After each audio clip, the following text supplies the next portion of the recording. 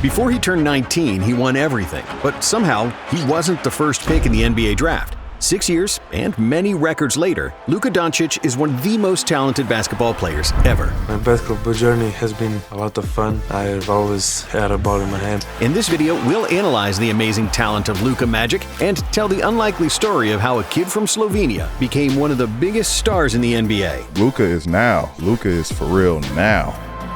Luka's father, Sasha Doncic, was a professional basketball player in Slovenia, so Luka grew up around the game. He wasn't even old enough to talk when he first saw his father play live. Well, my father played, so I was always in contact with basketball. Every time he had a game in the halftime or before the game, I was going to shoot. Even if I couldn't hit the rim because I was like 3 years old. And at the age of 5, Luka was already regularly playing basketball. By the age of 8, he went to his first real basketball practice, which lasted precisely 16 minutes. That was all it took for his coach to realize that Luka was miles ahead of everybody in his age group. So he moved him up to play with the 12-year-olds. However, even that wasn't a real challenge for Doncic. After a few practices, the coaches gathered to talk about the young phenom and decided to move Luka from the basketball school to Olympia's club team, intended for the most serious athletes. Since I was 7, I always watched basketball, played basketball, so it was just something from the first moment. For the first few years, Luka wasn't that dominant and often played a complementary role, never leading a team in scoring. Because he was 3 years younger than everybody and his feet had grown ahead of his body, he was sometimes clumsy and couldn't always do what he wanted on the court. But ultimately, this helped him develop his basketball IQ and his fighting spirit.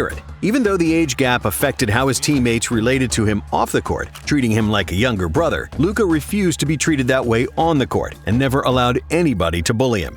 The first time Luka played with kids his age was when he was 13 during an international under-13 tournament in Rome. Luka was 5'11" at the time, and his basketball skills and IQ were far ahead of any 13-year-old in the world. He ran circles around defenders, made no-look passes, and sank silky smooth jumpers. In the final game of the tournament, Doncic scored a 54-point triple-double, leading his team to a 104-76 victory, and was awarded the tournament MVP, averaging 34 points per game. Luka was so dominant that every youth scout in Europe was amazed. And suddenly, the secret was out. He became the most sought-after 13-year-old athlete in Europe, not just in basketball. 6 months later, he left his parents and moved to Real Madrid, which was a very risky move at the time. I had to leave all my family, all my friends, the school I was there, everything, so... He was mature as a child also, but if you go away from home with 13 years old, you become very mature. So this helped him to develop in basketball too. It was really tough.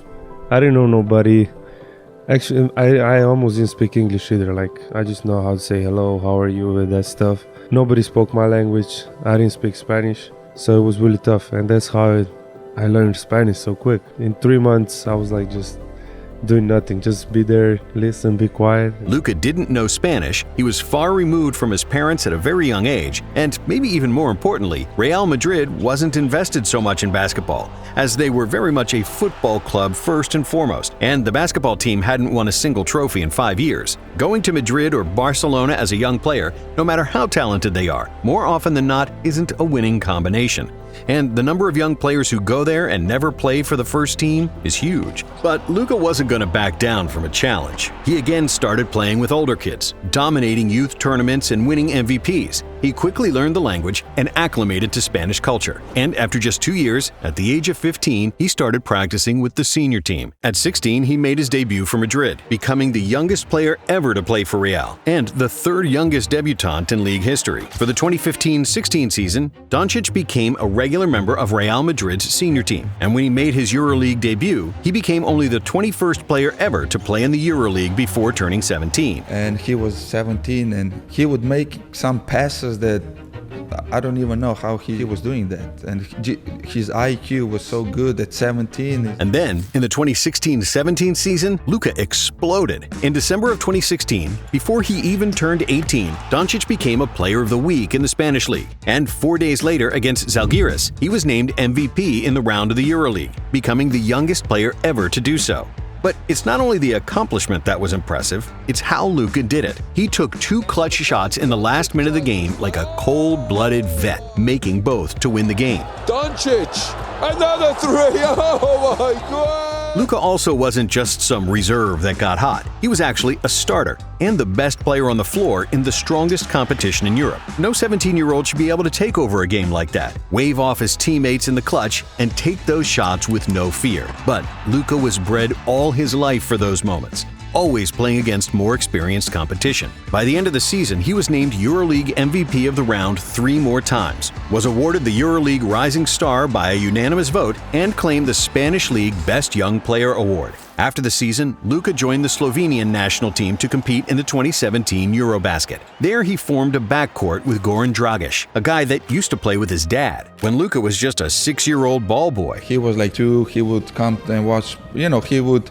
be at practices. When he was older, like 8, 7, he would be a ball boy or come watch the game. So fast forward 11 years, and they formed the best backcourt in Europe, where Dragic drove the opposing guards crazy with his speed, while Luka dissected defenses with surgical passing. And while Dragic was clearly the best player on the team, Slovenia actually looked more stable when Doncic organized the offense, making perfect decisions on almost every possession. In Slovenia's 103-97 win over Latvia in the quarterfinals, Luka scored 27 points and grabbed 9 rebounds. In the semifinals against Spain, he recorded 11 points, 12 rebounds, and 8 assists, with 0 turnovers, and Slovenia won again.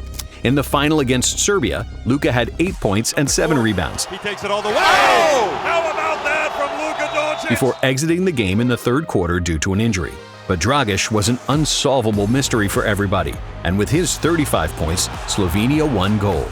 Dragic was named the tournament MVP, and Luka made the all-tournament team, averaging 14 points, 8 rebounds, and 4 assists. He's a born winner, so, no, I'm not kidding. Mark my words, he's gonna be one of the best in the whole world. When the 2018 club season started, there wasn't a question of who was the best player and leader at Real Madrid. Luka grabbed the keys to the offense and started orchestrating his teammates, often waving his hand at vets when they started to screen without being invited. This kind of moxie and complete understanding of basketball was something never seen before, at least not by an 18-year-old. However, Luka backed it all up with his game. He dominated both in the Spanish League and the EuroLeague, winning multiple Player of the Round and Player of the Month awards, again becoming the youngest player to do it. I don't have really words right now. It's an amazing feeling. Very special for me, and I'm so glad to have these teammates, to have these coaches, to have everybody in my team, and I'm really happy. He recorded the first triple-double in the Spanish League since 2007 and only the 7th in league history. If you think that's strange compared to the NBA, bear in mind that European players rarely average over 25 minutes per game. Throughout the season, Luka hit multiple game winners and clutch shots, and it seemed like he could do no wrong. Step back, three-pointer for the game. You eat that! Doncic led Real Madrid to the EuroLeague title, becoming the youngest player ever to win MVP of the Final Four and the youngest ever to win regular season MVP. After that, he did the same thing in the Spanish League, leading Real to the title and winning the season MVP. It's amazing, it was really hard to get here. The whole season, I always say, I think this was one of the best seasons in EuroLeague. Anything could beat you, so I'm very, very happy to be here and play this final. In just 3 years of being a pro, Doncic became the LeBron of European basketball, a guy who doesn't need any actions called for him and can run the entire offense by himself. Once again, lovely skill. Have some of that. With an almost perfect overview of the game, Luka was equally good at finding passing lanes for his teammates or creating space for his own shot. He wasn't fast, but he always got where he wanted to go on the court. He wasn't athletic, yet he could always get defenders off balance. And his shot wasn't perfect, but he always seemed to hit big shots when it mattered the most. A reason for Luka's dominance is how he trained his body. He had been visiting the P3 Institute in Santa Barbara since he was 16. I went twice to Santa Barbara to work at P3. Okay, yeah, that makes sense. Okay. Yeah, great place. P3 was developed with a scientific approach, where the athlete is monitored through sophisticated cameras and sensors that scan every athlete's movement from all angles, and then through a computer software analyzes their strengths and weaknesses. The athletes are given detailed training plans to correct their deficiencies observed in performance with a focus on mobility, speed, and agility. When Doncic first got there, they worked on his mobility and explosiveness, and according to their data, Luka became elite in one specific parameter: deceleration. Luka Doncic is not a vertical or linear athlete, but he's got the best breaks in the world. Most NBA players are fantastic when it comes to acceleration. From 1 to 100, they go like a Ferrari. Unlike them, Luka goes from 100 to 0 in the blink of an eye, which is very important when attacking with the ball in his hands. Yeah, I think it's just playing at my own pace. I think a lot of guys appreciate that. It's been different, than some guys. They're really athletic. I wish I was, but playing at my own pace is what gives me some moment to think. And despite Luka breaking nearly every record in the second-best league in the world, winning all the titles, hitting big shots, and leading grown men at the age of 18, many NBA GMs believed he wasn't better than some college basketball players. They believed Luka's game wouldn't translate and that he was too slow for the NBA. And that's how Doncic fell away to the 3rd pick in the draft to the Atlanta Hawks, who would subsequently trade him to the Mavericks for Trae Young. But even the Mavericks, who wanted to draft Luka all along, believed in his talent, and they had been tracking him since he was 13. They didn't even fully grasp his greatness. So much so that Luka didn't even start at point guard in his rookie season. Instead, he shared ball duties with Dennis Smith Jr., the previous year's lottery pick and all-rookie selection. Luka made his first start at point guard 6 weeks into the season, when Smith missed a game due to injury and recorded 15 points and 8 assists in a home win over the Celtics. Luka got it back. Luka looking for an outlet.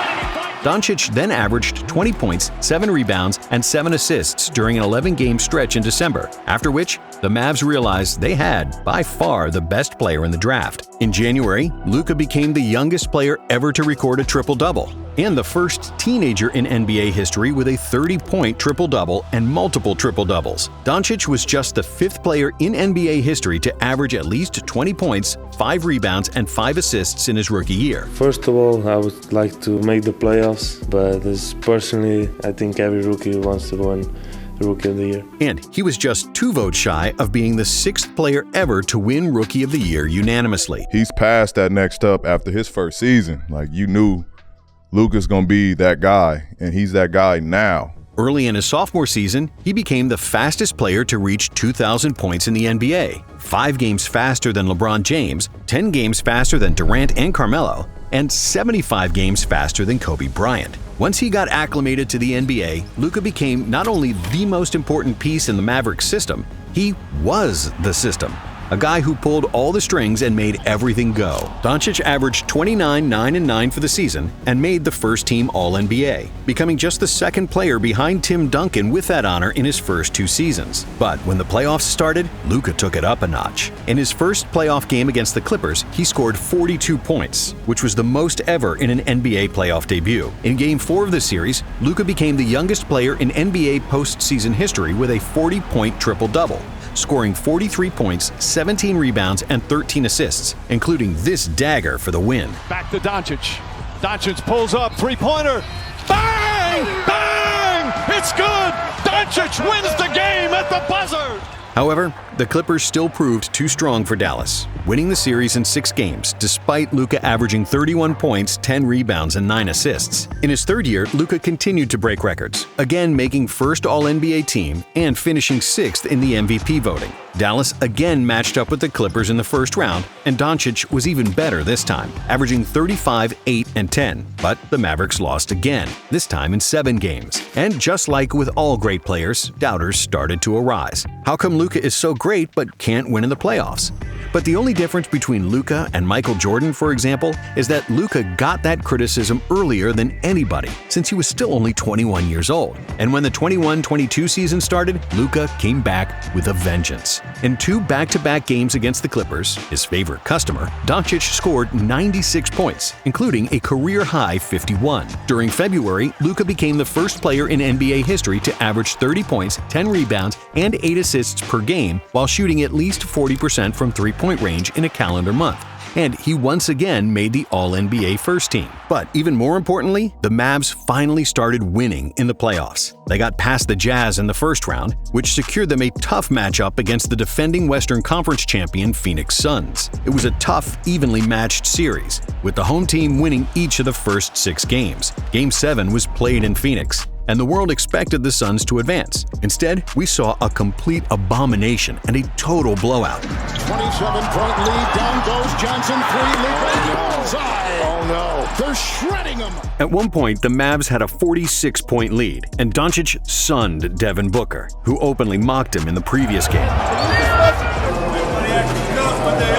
However, in the conference finals against the Warriors, despite Luka averaging 32 points per game, the Mavs were overmatched, and they lost the series in 5. In the 2023 season, Luka set a career high in points, 60, and rebounds, 21, becoming the first player in NBA history to record a 60-point, 20-rebound triple-double in a 126-121 victory over the New York Knicks. Got the rebound in a one motion, put it up. I mean, you can practice that 100 times. It won't happen. It won't happen, right? Right. Incredible. And the only player other than James Harden to record a 60-point triple-double. And despite setting several other records and another first-team All-NBA, the Mavericks missed the playoffs altogether, even after they added Kyrie Irving. Everybody wants to win the championship. I want to win the championship here.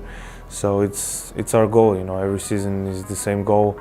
But it's a lot of work to do. This brings us to 2024, in a year where Luka made another step forward and further improved his game. He improved his averages to an unreal 33.9 points, 9.8 rebounds, and 9.2 assists per game, winning his first scoring title. In a January game against Atlanta, Luka torched the Hawks for 73 points, the 4th highest scoring game ever, and the first 70-point game while shooting 75% or better from the field. Just insane. I was just going, whatever the defense give me. In the second half, they double me all the time, so I tried to make some plays. So then sometimes I would just break the double. So just seeing the game. For the entire season, Luka disintegrated every defense like rust disintegrates iron on an abandoned ship, slowly and relentlessly. His footwork has become so masterful that almost every step has its own meaning. One is tiny, the second a bit bigger, the third lulls you to sleep, and with the fourth, he's gone. Jab, jab, jab, right hook, KO. His understanding of space and basketball geometry, combined with his perfect handle, amazing footwork, and big body that constantly leans on opponents and pushes them out of balance, it's like basketball art. The full speed to the decel, how much are you practicing that? When did you develop that? I didn't practice that. I just call it the slow step, but I never really practiced that one. This will not be Doncic's last scoring title, and he'll continue to break records like he's done all his career. Luka is only 25, but even if he retired right now, he's already one of the greatest to ever do it. Thanks for watching Nonstop, and if you like this one, check out this video.